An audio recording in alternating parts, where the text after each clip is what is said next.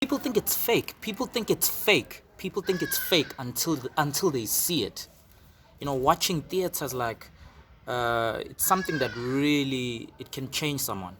The first play I actually saw was a play that my dad did with Ellis Pearson, and when I watched the two of them on stage, I thought, man, like it's rare to see two people create magic using their bodies, because people don't understand, man. Like, people study theater and people go to school and they learn theater, but they don't really actually watch great theater practitioners on stage, like your Michael Richards, like your Ralph Lawson, like your Brandon Grilly, like you watch your Neil Coppen pieces of theater, your Begi Mkwanes, like you watch James Noble, you watch Ncedisi Shabang, you watch all these great people, and you think, damn, man, like, it takes so much work and effort to craft yourself into like a dope artist, you know what I mean? And it's only when you're sitting in the theater. Like, I remember this one time I was sitting in the theater and I was watching John Gunny perform live. Man, I was watching Nothing But the Truth.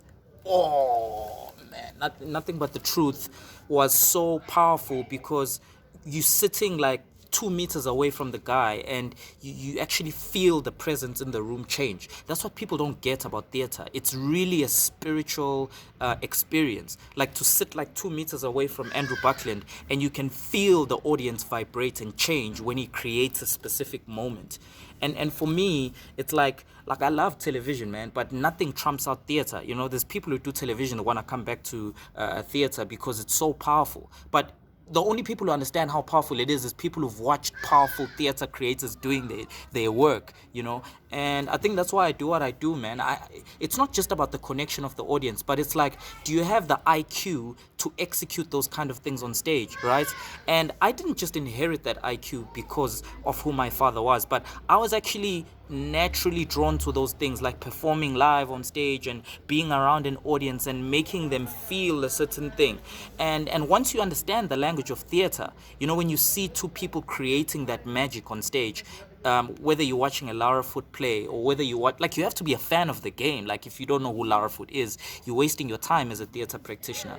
And when you look at these theater people creating this magic, you just sit back and go like, man, how could you possibly underestimate something like this? How could you possibly not want to train to become one of the best, not want to train to become one of the greatest? Because when I look at this league of theater creators in South Africa, I'm like, this is like the PSL, man. This is like the UEFA Champions League.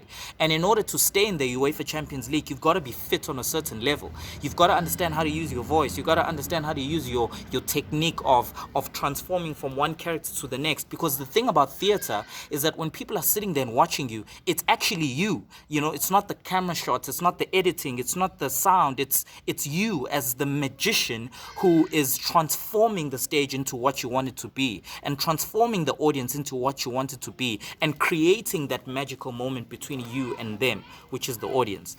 And I just love theater for that, man. Like, people think I'm crazy, when I direct, and I lose my mind when something comes up, when this certain moment in a play comes up, and I'm like, an audience will love to see that. I know an audience is gonna love to see that. You know what I mean?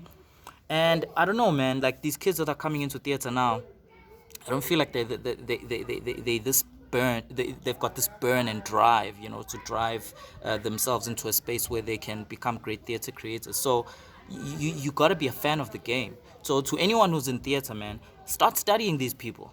Like, get to know these theater people. They're not on television. You got to look for them.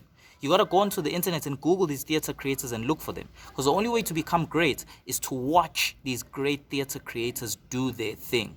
That's the only way you can grow.